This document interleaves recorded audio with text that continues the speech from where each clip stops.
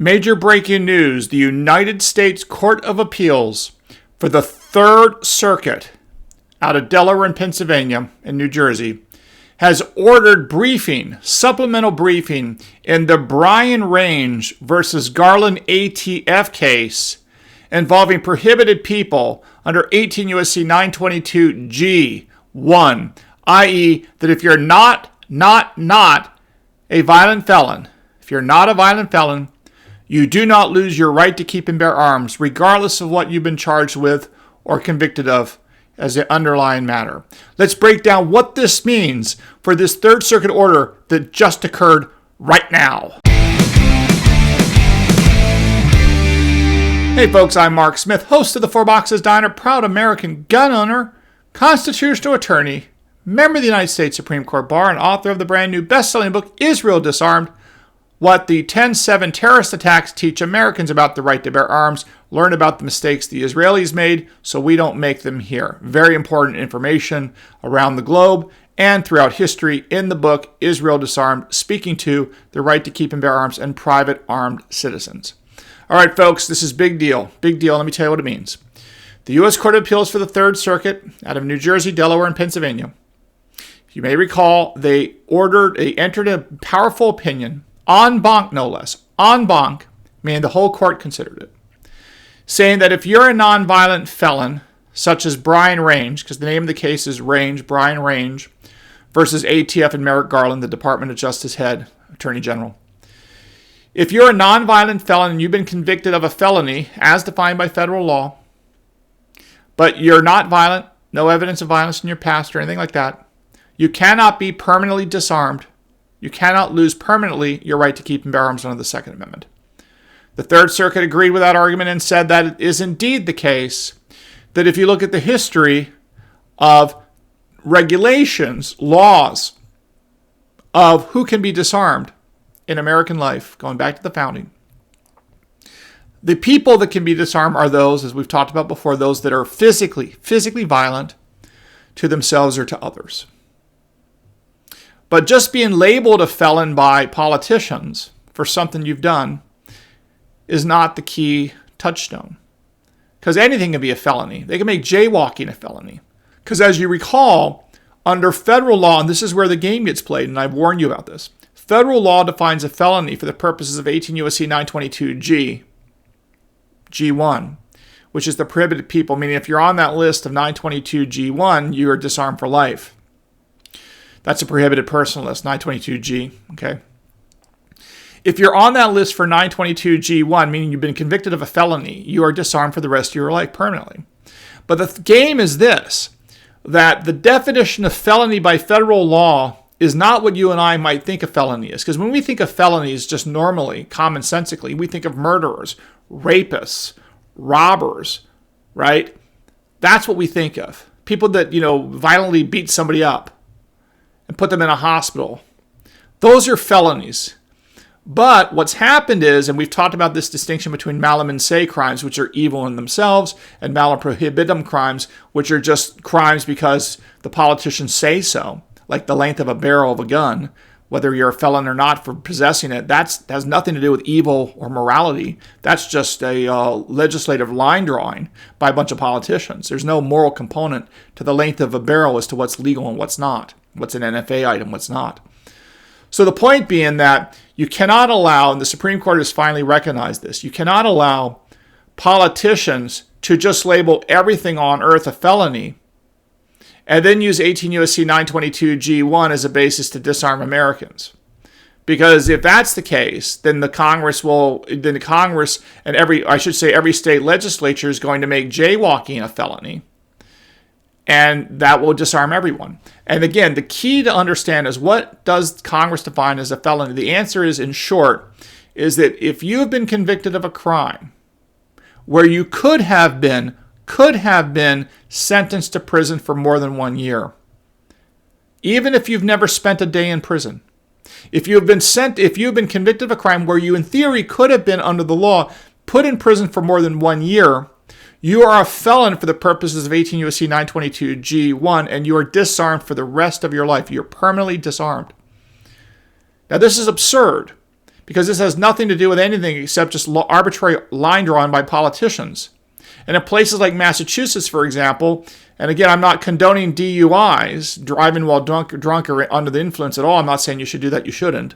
But the point is that if you're, 18 or 19 years of age and you're a dumb kid and you do something stupid one time and you're pulled over in over the alcohol limit in Massachusetts and you are convicted of a DUI, if you're barely over the limit and no accident, no victims, no nothing, you just were over the limit while driving, which you should not have done.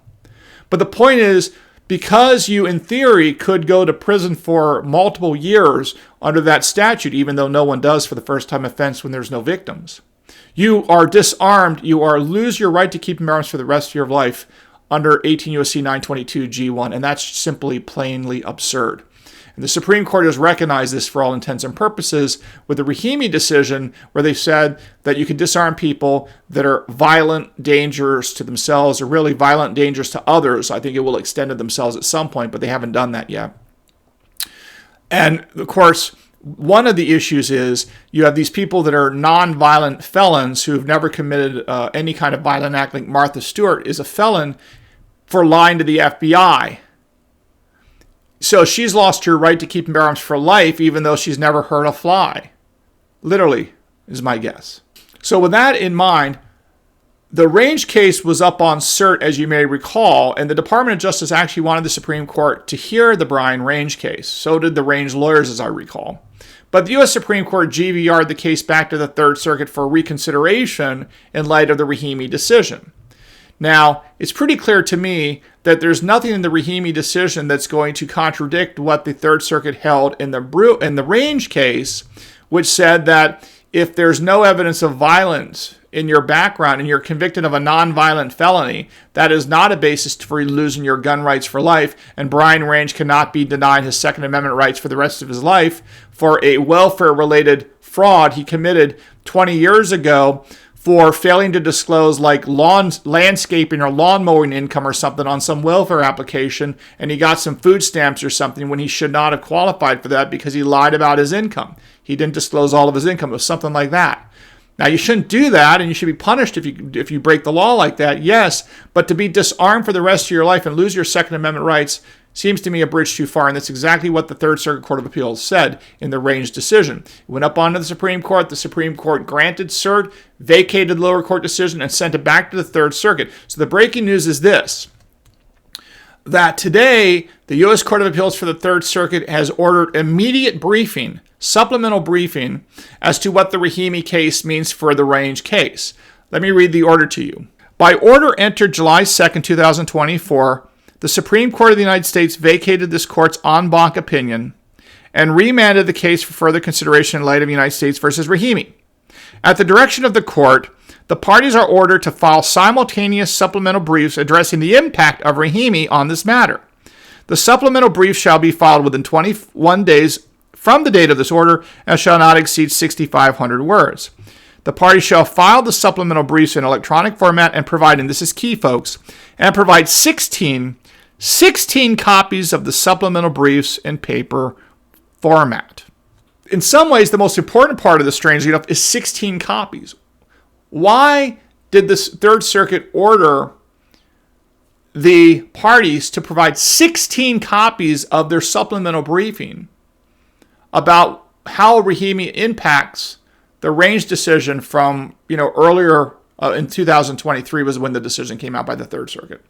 And that's because it's pretty clear they're immediately going to let the en banc court that decided the Range case in 2023 to take a look to see if there's any impact from Rahimi on the Range case. Now, to me, I don't see how the Rahimi case negatively impacts Brian Range's arguments or negatively impacts the Third Circuit's decision. So I think we're going to see a reaffirmation of the Range decision from 2023 by the Third Circuit that's going to reiterate again that if you're a nonviolent felon, you cannot be disarmed under the Second Amendment, which means I'm guessing if these papers are submitted 21 days from today, that's really early August 2024, so first week or two of August 2024, I'm guessing there will be a decision in this Range case, this is my guess, sometime in September or so, maybe the end of September.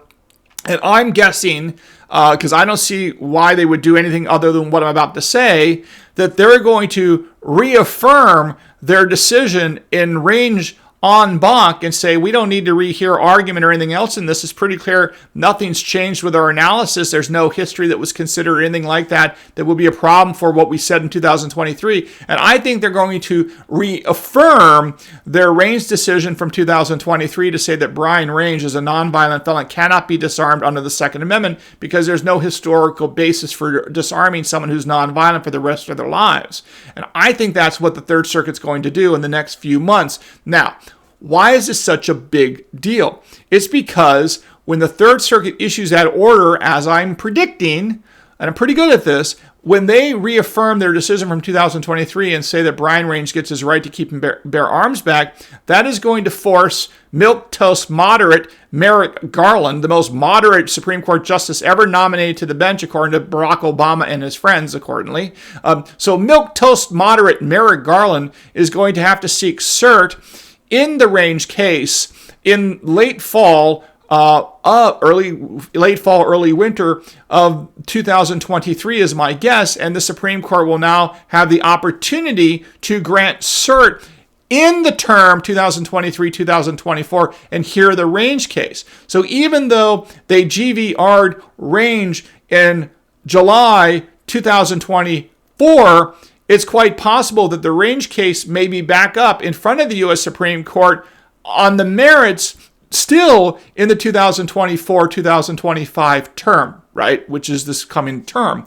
So I suspect that's what's about happening. The Third Circuit looked at this, realized that nothing they did is going to be impacted by Rahimi. They're going to issue a quick decision in the next couple months, and we're stand by our decision from 2023, and they will enter that order. Milquetoast moderate Merrick Garland, the Attorney General for the United States, will seek cert, and then the Supreme Court will have a decision to make as to whether or not they take it next term. But they may actually be able to take it next term, 2024-2025 Supreme Court term, which ends, of course, at the end of June 2025. Now, keep in mind that when I talk about the Supreme Court and the Solicitor General's office and the Attorney General going forward, we have to also keep in mind that milquetoast moderate Merrick Garland may no longer be the Attorney General come January of 2025. There may be someone that actually supports the Second Amendment running the Department of Justice next term if Donald Trump is elected president. As to what that means, we'll talk about that in future videos. But yes, it's true that the Department of Justice position on a lot of these anti-gun views